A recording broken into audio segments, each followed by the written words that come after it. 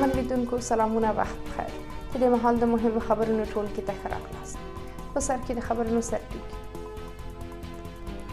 له طالبانو سره د امریکا تعامل. واشنګټن وایي له طالب ډلې سره یې د خپلو ګټو پر بنسټ تعامل کړی. سوړ ژمی او د افغانستان د وضعیت په تړاو د نړیوالو سازمانونو اندېښنه. اوچا وایي چې په 2025 کال کې به د 22 میلیونو ډیر افغانان بشري مرستو ته اړتیا ولري. د طالبانو د صحرایي محکمو زیاتوالی. دغې ډلې په پکتیا کې 8 کسان په دروغ ووهل. او 3 پاکستاني پوځیان د یو ماین چاودنې په ترڅ کې وژل شوي. بشپړ خبرونه. د امریکا د بهرنیو چارو وزارت ویان میټیو میلر وایي چې هیواد یې د خپلو ګټو پر بنسټ له طالبانو سره تعامل کړی دی. میلر دا څرګندونې د سې شنبې ورځ په یو خبري غونډه کې مطرح کړې دي. هغه ویلي چې د امریکا د ګټو د اړتیا په صورت کې به د طالبانو او سوریې وسلوالو په ګډون د ترهګریزو سازمانونو سره تعامل وکړي. د امریکا د بهرنیو چارو وزارت ویان زیاته کړې چې واشنګټن چمتو دی څو د سوریې له وسلوالې ډلې سره تعامل وکړي. امریکا په وار ویلي چې له طالبانو سره تعامل کوي، خو دا ډله په رسمیت نه پیژني. واشنګټن څو ځلې له طالبانو غوښتي چې د دوحې تړون ته غاړه کیږدي او بشري حقونو ته درناوی ولري. دا په داسې حال کې ده چې طالبانو پر افغانستان له 3 کلنې واکمنۍ وروسته له بشري په ځانګړې توګه د ښځو له حقونو څخه په پراخه کچه سرغړونه کړې او د یو ټولګډونه دولت جوړول یې له پامه غورځولي دي. د ملګرو ملتونو د بشري چارو د همغږۍ دفتر یا اوچا وایي چې د 2025 کال پر مهال به په افغانستان کې 22.9 میلیونه کسان بشرپاله مرستو ته اړتیا ولري. نوموړي دفتر د چهارشنبې ورځ په یو راپور کې ویلي چې میلیونونه افغانان به په ځانګړې توګه ښځې د طالبانو له محدودیتونو سره مخ دي. د دغه دفتر په وینا د محدودیتونو د افغانانو په ځانګړې توګه د لږکیو ژوند له ګواښ سره مخ کړی.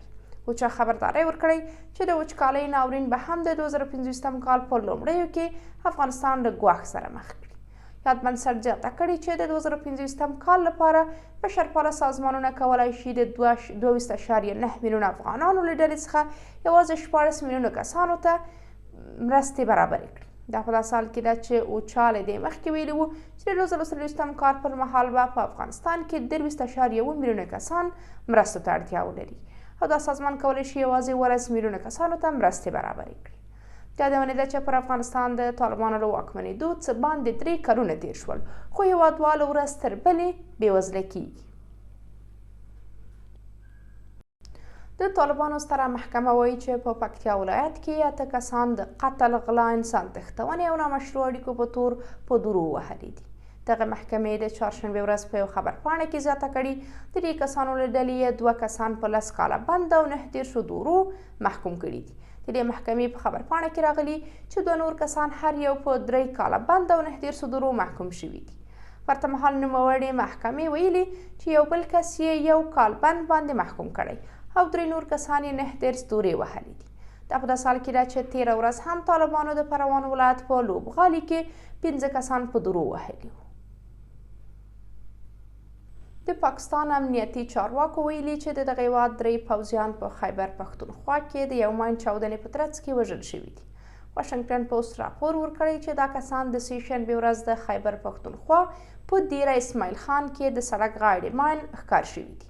د راپور پر بنسټ د پوځیانو د پولیو واکسین کارکوونکو د ساتنې مسؤلیت پر غاړه لاره. همداراز په دې چاودنه کې 3 کسان ټپیان شوي هم دي.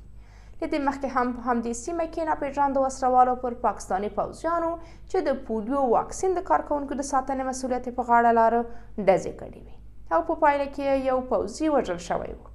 تر اوسه کومې ډلې یا کس د دې چاودنې مسؤلیت نه دی منلی. دا په داسې حال کې ده چې پرون هم د خیبر پښتونخوا په شنګلا سیمه کې د وسلوالو په یو برید کې 2 پاکستاني پوځیان وژل شوي وو.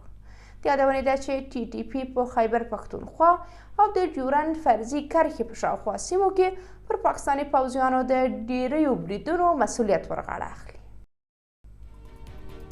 قدرمن لیدونکو دا زموږ د دې مهال مهم خبرونه. تر بیا